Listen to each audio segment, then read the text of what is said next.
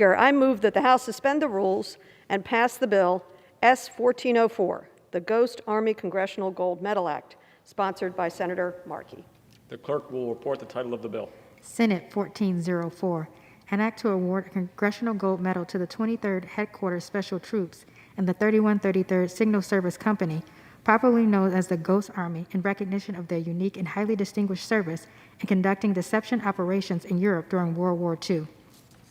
Pursuant to the rule, the gentlewoman from Pennsylvania, Ms. Dean, and the gentleman from Kentucky, Mr. Barr, each will control 20 minutes. The chair recognizes the gentlewoman from Pennsylvania. Thank you, Mr. Speaker. I ask unanimous consent that all members may have 5 legislative days within which to revise and extend their remarks on this legislation and to insert extraneous material thereon. Without objection. I yield myself such time as I may consume. Mr. Speaker, I rise today in strong support of Senate Bill 1404, the Ghost Army Congressional Gold Medal Act. I want to thank the gentleman from Massachusetts, Senator Markey, and the gentlewoman from New Hampshire, Congresswoman Custer, for their work on this bill, which honors the resourcefulness, imagination, and artistry of the men of the 23rd Headquarters Special Troops and the 3133rd Signal Company in conducting deception operations in Europe during World War II. This 1,100-man unit, known collectively as the Ghost Army, was made up of individuals recruited from creative fields, including art schools, theater, and communications companies, advertising agencies. Their mission was to draw upon their creative and artistic talents to lure the German army away from the Allied combat units through a series of tactical deception operations meant to confuse, deceive, and mislead. Following the D-Day landing in France, the Ghost Army undertook a traveling roadshow utilizing fake radio transmissions, inflatable tanks, and theatrical sound and atmospheric effects to misdirect German units away from actual Allied unit locations and toward larger imaginary ones. The artists, architects, and engineers of the Ghost Army were so effective that a later Army analysis of their performance found that, quote, rarely, if ever, has there been a group of such few men which had so great an influence on the outcome of a major military campaign, unquote. Yet despite the overwhelming success of the citizen soldiers of the Ghost Army, their contributions remained classified for over 40 years, and their bravery and ingenuity was never formally recognized. This bill honors their unique contributions to the war effort by directing the Mint to strike a gold medal in honor of the Ghost Army. The gold medal shall be given to the Smithsonian Institution, where it will be available for display and serve as recognition of the incredible service of the men of the Ghost Army during World War II.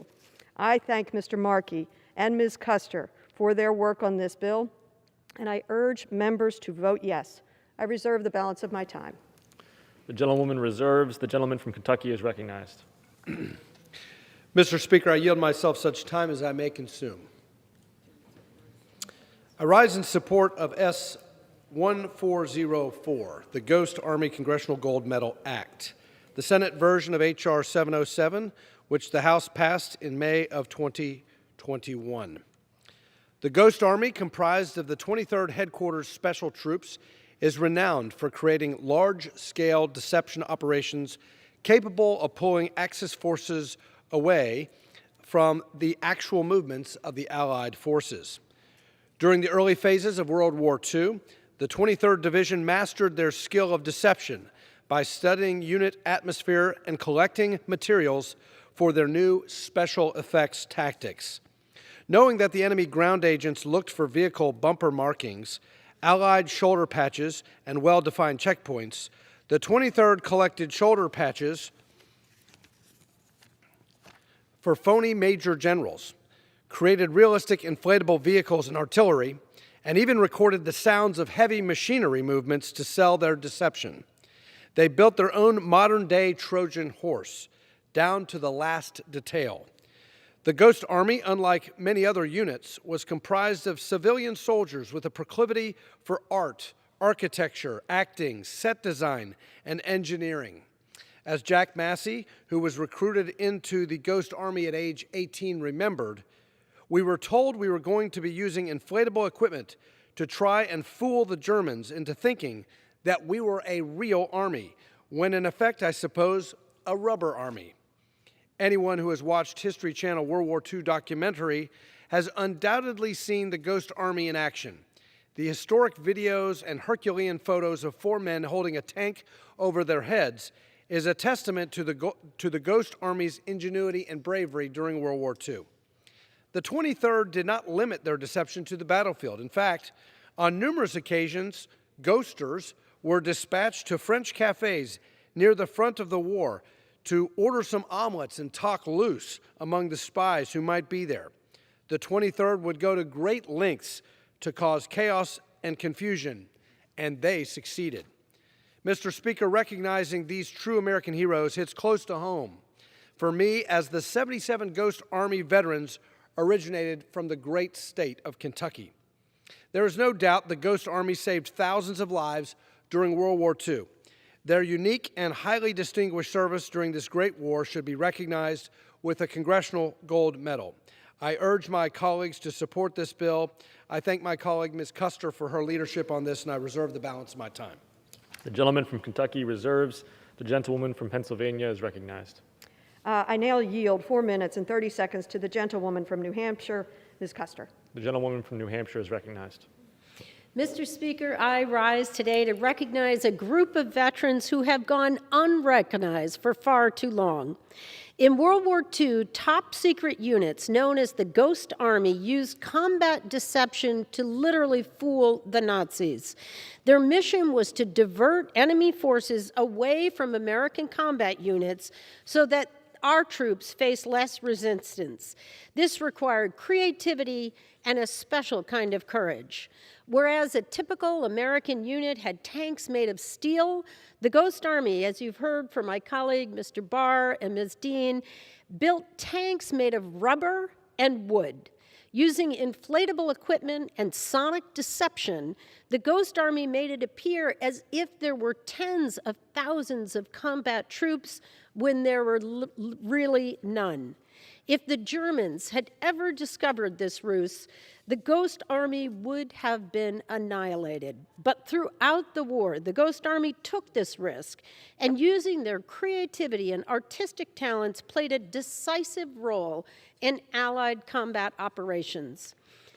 As Mr. Barr noted, in evaluating the performance of these units after World War II, an Army analysis found rarely, if ever, has there been a group of such few men who had such great an influence on the outcome of a major military campaign. And I might note that was the campaign that turned the tide of World War II. To this day, combat deception units in the Army learn about the tactics that were used by the Ghost Army so many years ago. In this sense, the brave actions of the Ghost Army still are keeping Americans safe to this day. The Ghost Army's combat deceptions were so effective that the Army kept them classified for over 40 years after the war. And because of this classification, the great men of the Ghost Army were never properly recognized for their heroism and contributions to defeating fascism in Europe. Mr. Speaker, as noted, the House passed the Ghost Army Congressional Gold Medal Act that I introduced last spring. And now the Senate is asking passage of the companion bill S-1404 introduced by Mr. Markey. This would right the wrong by awarding the Congressional Gold Medal to members, those living members of the Ghost Army, and we will recognize the families of those who have passed. I'm proud that 75 years after their service, the Ghost Army is finally getting some of the recognition it earned. I also want to take a moment to recognize the contributions of so many individuals in getting this bill over the finish line. First, I want to thank my colleague, Representative Stewart, and his staff for dedicating themselves to this bill. I also want to recognize a good friend of mine, Rick Beyer, and Roy Eichhorn. These two historians helped rediscover the Ghost Army story and share it with the world. And finally, I want to recognize all of the members of the Ghost Army Legacy Project. This coalition, made up largely of family members of Ghost Army veterans, worked tirelessly to help me and Representative Stewart secure the 290 House co-sponsors necessary to pass this bill. It's a testament to this institution that a handful of passionate citizens, without the help of any special interest groups or lobbyists, can build the support necessary to send this legislation to President Biden's desk. So it's fitting that we pass this bill today. Of the more than 16 million Americans who served in World War II, barely more than 240,000 are still alive, including just 9 members of the Ghost Army. We should never forget the contributions of the Ghost Army and all the service members in World War II to preserve democracy around the world. This is personal for me because my father, Malcolm McLean, was a fighter pilot and a POW during World War II. While today we rightfully single out the brave actions of the Ghost Army, I hope we also take a moment to remember all our World War II veterans. In closing, I want to note what made the Ghost Army special was not just their extraordinary courage, but their creativity. Their story reminds us that listening to unconventional ideas like using visual and sound deception can help us solve existential challenges like defeating tyranny. I encourage my colleagues to support the bill, and I yield back the balance of my time. The gentlewoman from Pennsylvania is recognized. Mr. Speaker, I have no further speakers and am prepared to close. I reserve the balance of my time until Mr. Barr yields back. Gentlewoman reserves. The gentleman from Kentucky is recognized.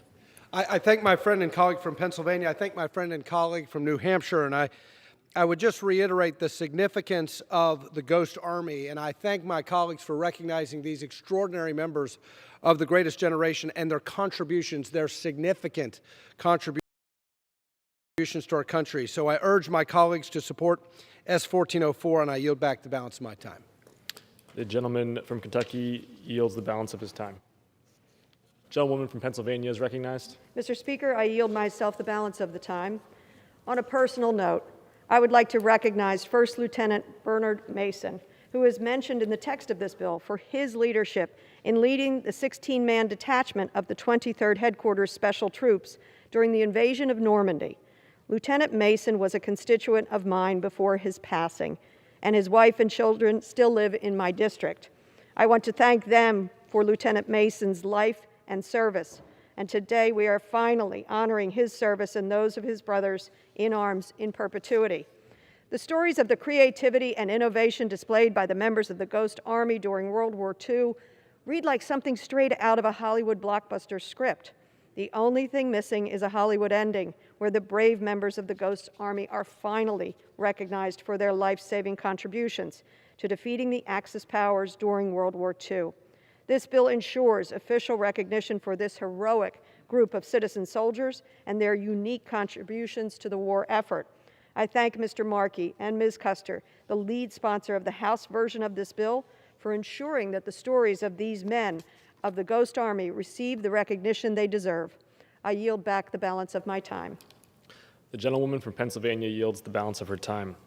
The question is, will the House suspend the rules and pass Senate 1404? Those in favor say aye. Those opposed, no.